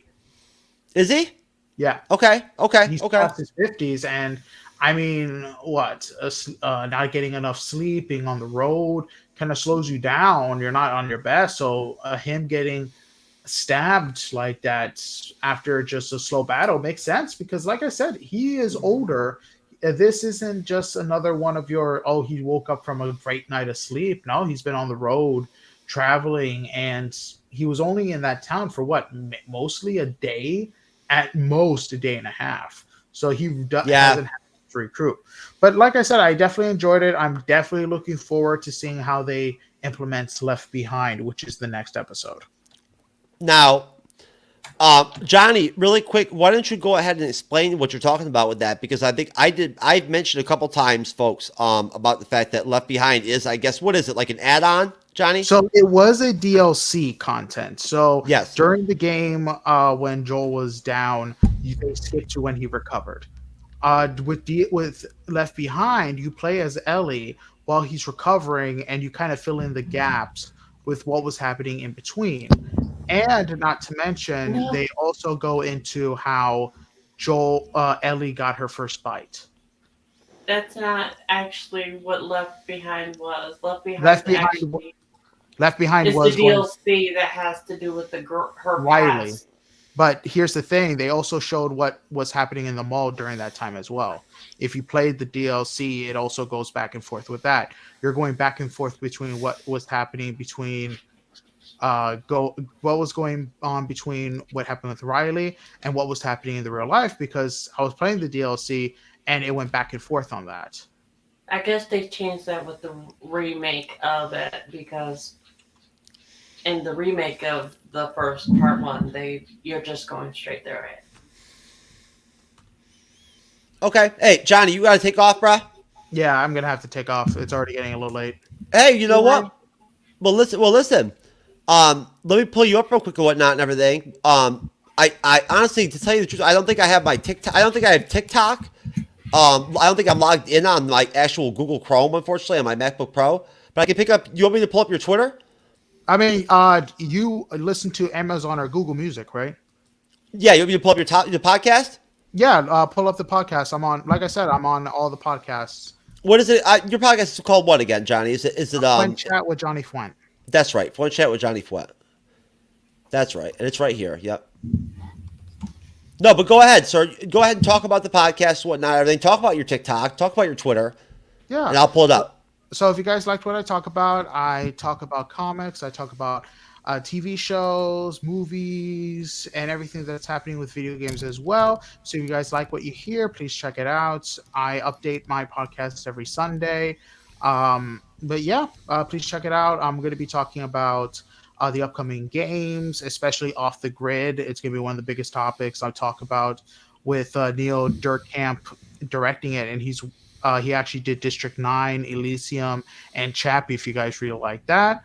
And yeah, I'm really happy about doing The Last of Us, and I try to break everything down. We're on episode 38 now, so that's going to be the next upcoming episode. Well, I want to be on episode 69 and 420, just to be clear. I'll look forward to seeing you on those.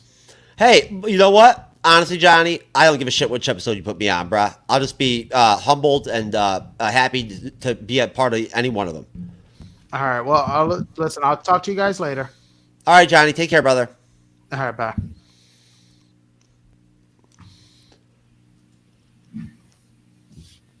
Oh, okay. Jazz, you got to go, sweetie? Yeah, it's getting. Hold on. Yeah, it's getting late. Do you even want to do your plugs, or you just want to dip? You know my. I'll tell you what. Why don't you, instead of worrying about plugs, why don't you just go ahead? Why don't you and Naomi just explain what you guys are going to do as far as have you figured out what you're going to do collaboration wise? Yeah. Me and her are planning on filming a rewatch of Captain America: First Avenger tomorrow. Oh, are we not going to talk about the OnlyFans page too? Oh, okay. I got you. Dark. That's going to be an interesting watch because I've actually not seen the earlier movies. So it will be a blind reaction for me. That's right. And if Jazz decides to be nice to me that day, I'll be there for a lot of the reactions too, folks. Believe me, I'll weasel my way up in that bitch. It's gonna be so much fun. Awesome. Yeah. That's right. Jazz loves hanging out with me and whatnot and making content with me and whatnot. She just pretends she doesn't like me and shit during the show. That's how she is. She likes to pretend like I'm some kind of bad guy or whatever. I'm just playing Jazz. But no, listen, we're looking forward to it, and honestly, that's awesome that you guys are going to collaborate together and whatnot, and I can't wait to see what you guys end up coming up with. But Cyber, my friend, I'm totally with you on this. Let's get out of here. Real quick, Renee. Obviously, Renee, we all know that you're from sakara.freeforums.net initially, but in terms of the Sunday show that you actually special guest host, right, with me, we're covering Echo. We're going to try to wrap up Echo, the Echo Disney Plus series, and tie it into Daredevil Born Again, because I think that you would agree that that's going to be a massive connection, right? Yeah. I think it'll be definitely part of the Daredevil, sort of that Daredevil universe, sort of a sub narrative that's going to, off to the side. Yeah, most definitely. And we just did our review of Ant-Man 3. Cyber was on it, Renee was on it, I was on it, and for the most part, we all liked the film. We did it on Sunday. It's up on the YouTube channel, whatnot, and everything. Everybody, we all enjoyed it for the most part. It definitely moved the goalpost of Phase 5. We think it's a good start. Mm-hmm. And overall, Renee, I believe that when we do Loki season 2, of course, we're going to be moderating all throughout the series. Renee, what is the next thing you want to moderate on? On what, for Loki? No, before Loki. We're doing we're doing Mandalorian season 3. You're going to come on and moderate an episode of Mando. You know what? I think I'm going to save it all up and I'm going to do it for Loki. Okay. All right. Well, excellent. I'll be preparing myself for that. That's right, most definitely. Now, Naomi, of course, is. Cyber, I'll tell you what. Let me go ahead and cut you out first, and then I'll go ahead and talk about Naomi. Cyber, let me pull up your YouTube channel really quick. But please, if anything's changed with your individual content in any way or whatever, or is there anything you want to announce or anything and whatnot, if you've got a new STD or something, please enlighten us. Well, no STDs, people out there, just the FYI. But anyways, yeah, nothing really new. Just working on putting up content for you guys. Of course, keep your eyes out always on Fridays, Thursday, Fridays, and Saturdays for new videos up daily. You should be seeing at least 1 to 2 of the little shorts. So definitely check that out. And of course, you can see there I'm at 560 now, so we're slowly approaching the great 600. So thank you all for getting me to that point at least. And I will be putting up some more, movie reviews. Avatar 2 will be coming up soon here. I'll be having a Cocaine Bear review as well, because I'll be seeing that this weekend. And be on the lookout in March, most definitely, because I'll be seeing a movie every weekend in March, because there's so many movies coming out in March I want to see. So keep your eyes out for several videos coming in March for you guys. I want to see Cyber get to 600 subscribers so bad that right now, I'm going to put out there right now, I will have sex with whoever the 600 subscriber is right now. All right? That's how we do giveaways over at the Bleeding Edge. I will suck somebody's dick really quick. No, I'm just kidding. I'm at Cyber. We don't do actual tangible gifts over here, folks. When we do giveaways, we exchange actual favors. Yeah, so just to be clear, but no, Cyber, if you want to dip, man, go ahead. But just real quick though, we are doing Batman. What is it? Bold? The Batman, the Bold and the Brave? No, Gotham Knight. We're doing Batman Gotham Knight, the DC animated film, on Friday night at 9:35 p.m. Eastern, 6:35 p.m. Pacific, and I will see you then, Cyber. Most certainly.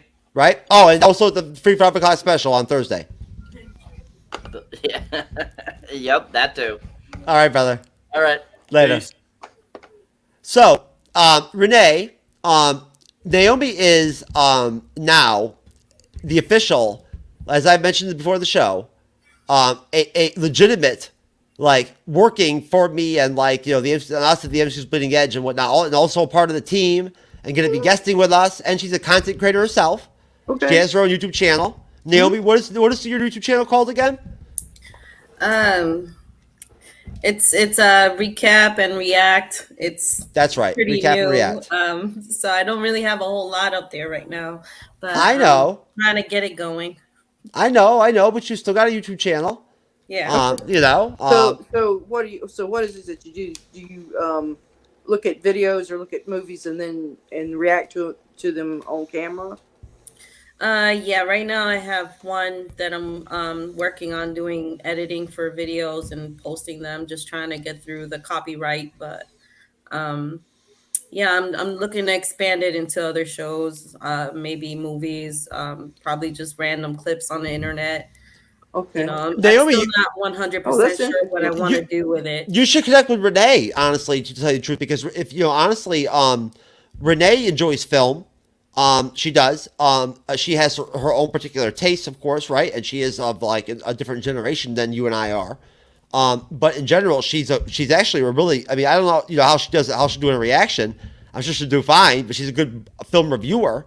Well, I have, and I'll introduce Lady Death Lady to Naomi. She's my avatar, and she's also collects vintage couture clothes. So she does all my reactions, and she doesn't react. So. But I would be more happy to come on your show. Absolutely. Yeah, I'm very interested in film. I've, like I said, as just said, but been going to movies all my life and just always looked at movies and whatnot and studied the genre and actually have incorporated somewhat in my academic work and whatnot. So yeah, really do like talking about that. Yeah, and looking at film clips, like I had mentioned a little bit earlier, the movie Vertigo, which is a very interesting movie about how it kind of like, and why I mentioned about connection to Joel, because the whole movie is about this man who is a police officer who through a traumatic experience at the very beginning of the film, he suffers a nervous breakdown all the way through it, all the way through the movie. So yeah, it kind of reminded me of that. But anyway, yeah.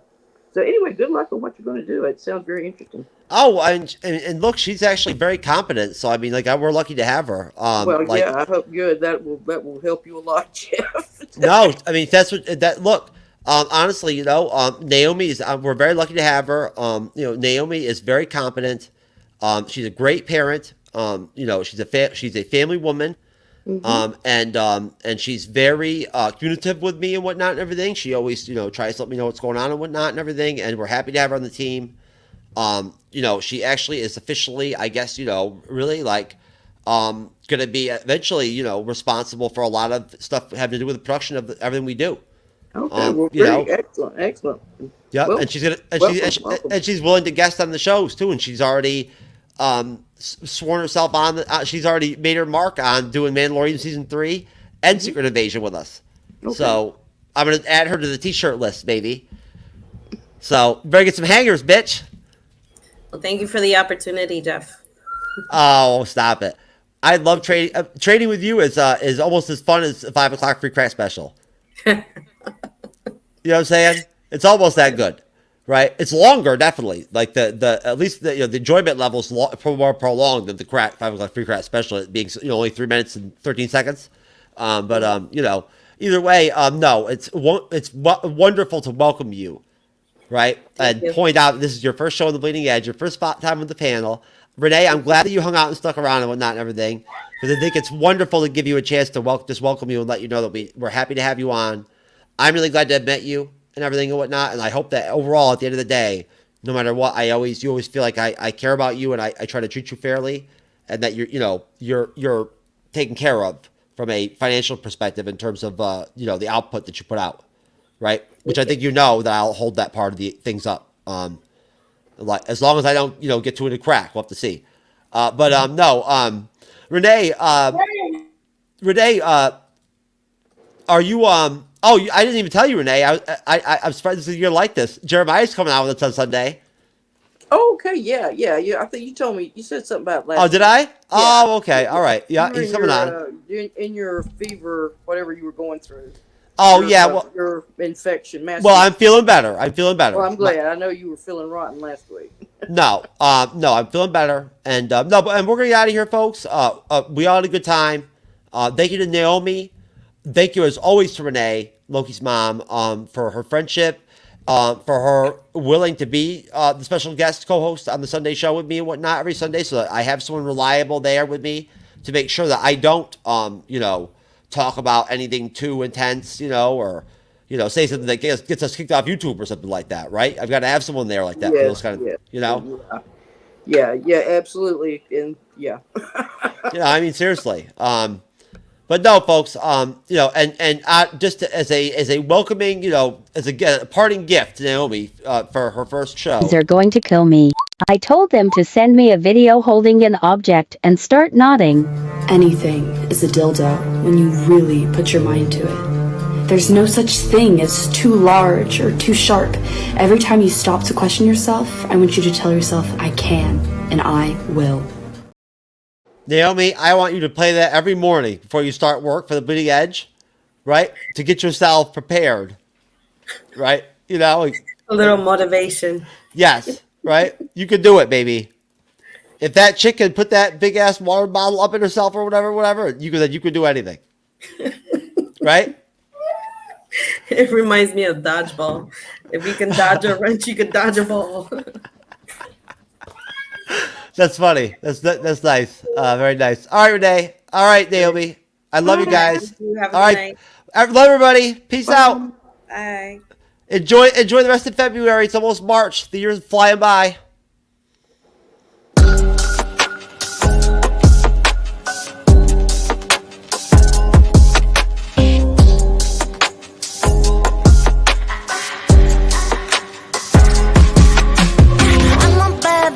Every day of the week. If I mic, they gon' play it on repeat. Cash 100 milli check, I get paid just to breathe. Kill it 24/7, cause I slay in my sleep. Flames